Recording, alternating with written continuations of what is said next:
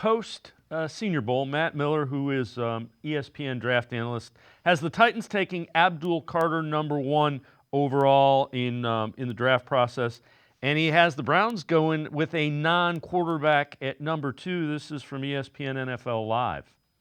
You can get someone who can play two positions that are needs for you. They need a wide receiver opposite Jerry Jeudy. We see on defense the health of Denzel Ward is something they have to monitor consistently. The great thing with Hunter is he can do both those things for you. We'll see which position he plays primarily. I personally think he's a better wide receiver than he is corner prospect. They also make about double, which I would advise him to look into, but he is a difference maker. That's why he took home the Heisman this year, and it's why he should be one of the first picks this year. Yeah, I'm not arguing that. To your point, he's 2 draft picks in one. You get a corner and a receiver, and I know people question whether or not he can do it at the next level. I think it'll be tough to be a full-time corner and a #2 receiver, but I do like him in that wide receiver 3, maybe 3.5, where he's in 11 personnel or 4 wide, getting about 30 to 40 snaps a game versus 60 to 70. It becomes a little bit much. So, Tom, whoever takes Hunter, if it's the Browns, they have to have a plan for his development. You can't say you're a cornerback and a wide receiver. And I'll liken it so Browns fans understand where I'm going.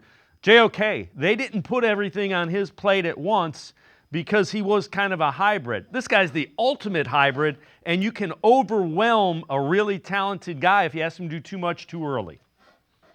Yeah, I don't think we're going to have any Shohei Ohtanis here. I don't think we have any two-way players in the NFL, right? I mean, that was back in the day. You know, Lou Groza could get away with that in the 1940s and 50s. That ain't happening now. So I tend to disagree with Miller. I thought when I watched Colorado this year, I thought Hunter was better on the defensive side than as a receiver. But, you know, that's not up to me. That's up to somebody's pro personnel department to decide and a coaching staff to decide what he does best. But I think to your bigger point, Dave, is that there are numerous options here for the Browns at #2 if they decide to stay there. And obviously a trade is also something that they could do as well. And, you know, Carter could still be there at 2. And depending on what you do with Garrett, that could be an option. Obviously, you know, Cam Ward and Shedeur Sanders, the 2 quarterbacks that have been identified as the top of this class. If you fall in love with one of those guys, then you got to take him. I mean, I was talking to some people that were down at the Senior Bowl, and they were raving about how good Dylan Gabriel looked, the kid from Oregon, as a quarterback. And obviously,